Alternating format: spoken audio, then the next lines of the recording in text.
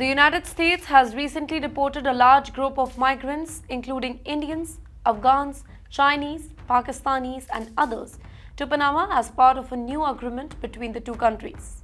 This agreement allows the US to send the deported migrants to Panama, which will then be responsible for arranging their return to their home countries.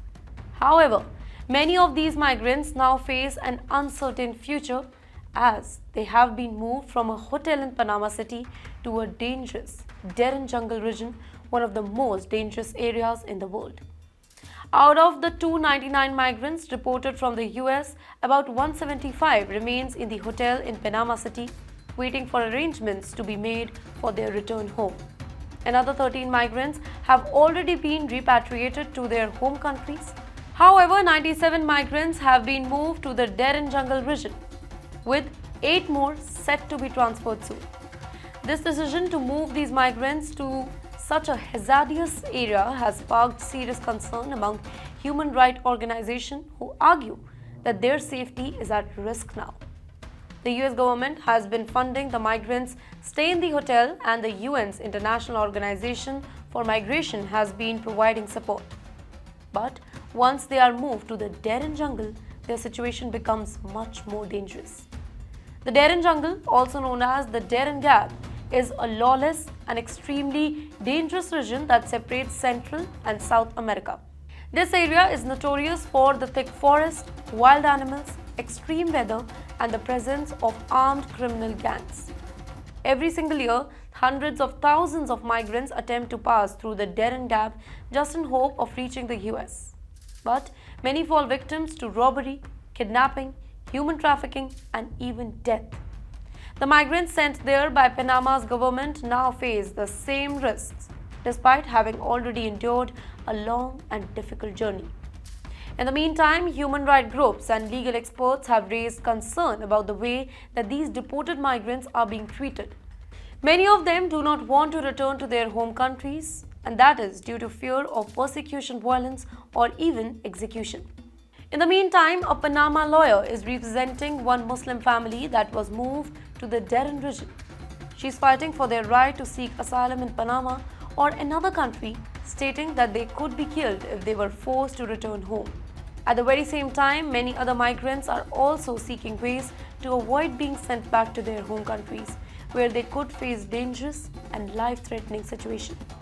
There are also growing concerns about how the migrants are being held in Panama.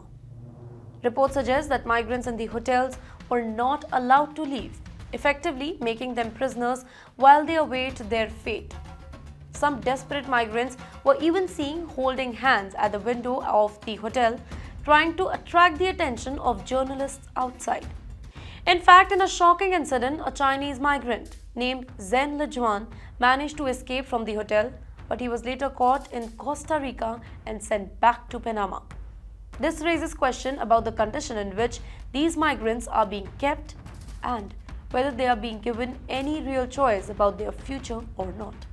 In the meantime, Panama government now has a difficult task of arranging the return of these migrants to their home countries. But let me tell you, this is easier said than it is done.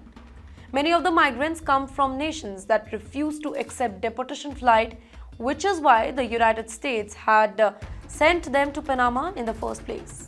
Countries such as Afghanistan, China, and Iran have complicated diplomatic relationships with the US, making it nearly impossible for direct deportations to take place. Now, Panama must find a way to either send these migrants back home or find another country willing to take them in. However, the deportation of non-Panama migrants to Panama is expected to continue as President Trump's administration pushes forward with its effort to crack down on illegal migration.